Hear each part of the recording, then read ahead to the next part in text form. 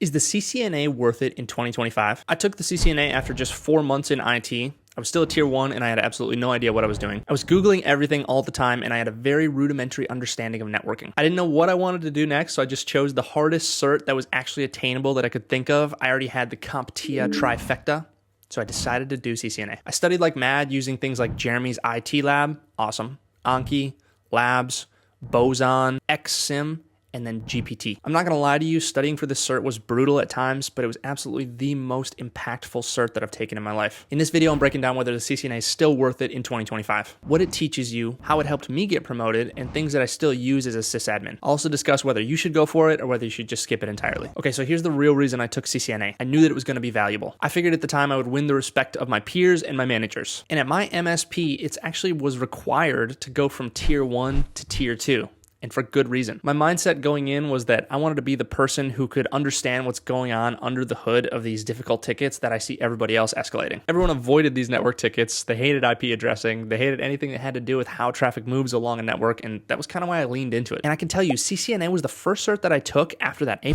Net+, Sec+, that actually felt technical. Like it felt like a real cert. Okay, so here are the best resources that I used to study and what I recommend for you. Note that everything I did was self-study. Okay, the first thing is Jeremy's IT lab.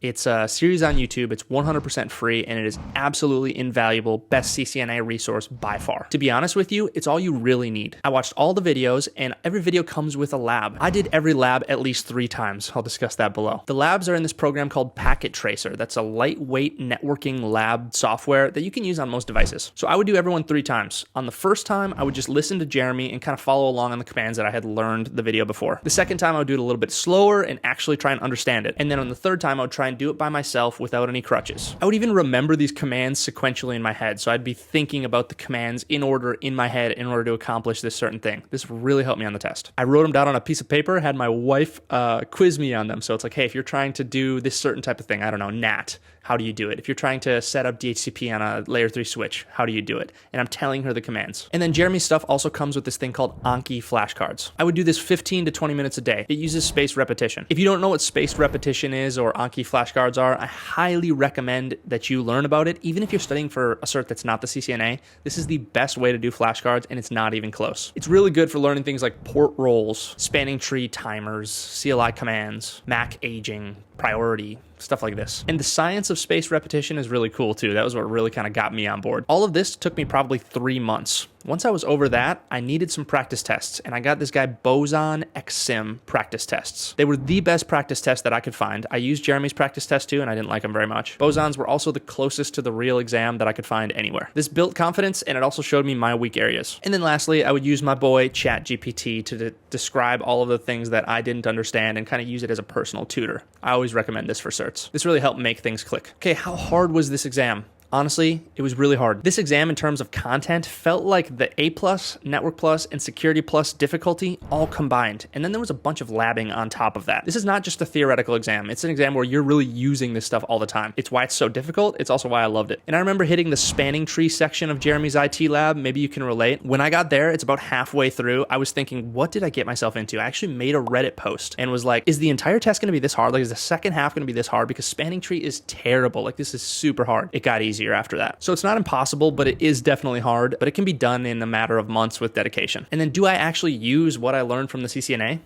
Yes and no. I'm not a network engineer, so I'm not configuring OSPF, BGP, doing any external routing protocols or really any routing or switch configuration at all. However, I do constantly use the fundamentals: IP addressing, subnetting, DHCP, DNS, layer 2 show commands all the time. Let me give you a couple of examples. So when I first got to tier 2, I had a switch where PoE was not working for a certain couple of phones all of a sudden. Running a bunch of show commands like show power inline, we were able to find that this was actually a hardware issue and we had to get the switch replaced. But hopping in and running those commands was like, man, I'm really using the stuff that I learned. I've seen static IP conflicts that crashed printers or check printers. This brought me back to my knowledge that I learned about DHCP from the CCNA. I've used show commands to track down MAC addresses, hunt down some rogue AP, check DHCP bindings, or check why a switch isn't handing out IPs. And honestly, the real value is like knowing where to start and how to isolate a network problem. That's what the CCNA really teaches you. Even stuff like layer 1, finding where a thing is patched, tracing from a port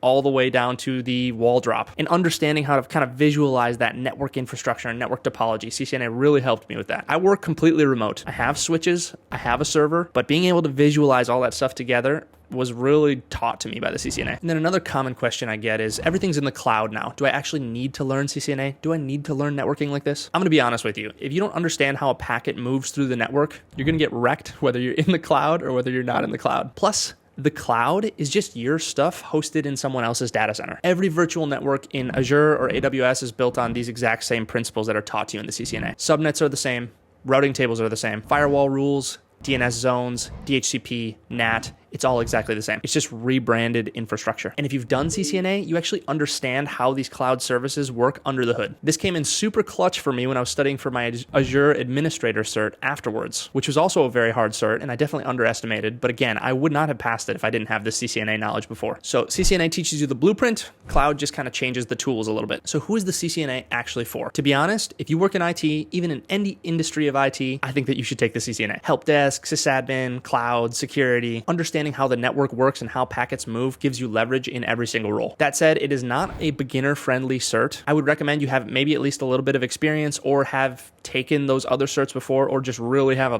passion for networking, because this baby was hard. Network Plus is a good vendor-neutral cert that you can get before. It's kind of like the training wheels, gives you the basic of networking. You start learning about routing protocols and network devices and things like that, and it's not nearly as hard as the CCNA. This makes CCNA a lot more manageable once you are ready. But if you've already been in IT for a few months and you've even touched networking stuff at all, I'd say go for it. Even if you don't want to be a network engineer, the CCNA will 1000% make you a better tech. And from there, you can stack it. Want to go to cloud? Get that AZ 104 afterwards. If you want to stick to networking and become an absolute beast, get the CCNP. If you want to pivot towards security, you could get CCNA and then Security Plus and CISA or CASP. That's all a great combo. The point is, this cert opens doors, gives you a lot of options. Okay, so my final thoughts. If I could go back, would I do it again? Absolutely, 1000%. It's not like some magic ticket. It's not going to make you an expert in anything. But in terms of ROI, I think this is the best bang for your buck cert I've ever taken. Honestly, I just wish I'd committed sooner, because the job skills, the confidence that this cert gave me are unmatched. So if you're sitting there wondering if it's still worth it, it absolutely is. Go do it. You're going to learn a ton. If you enjoyed this video at all, please hit that like button. Leave a comment if you have any questions. I've got more content coming out on different certs like AZ 104,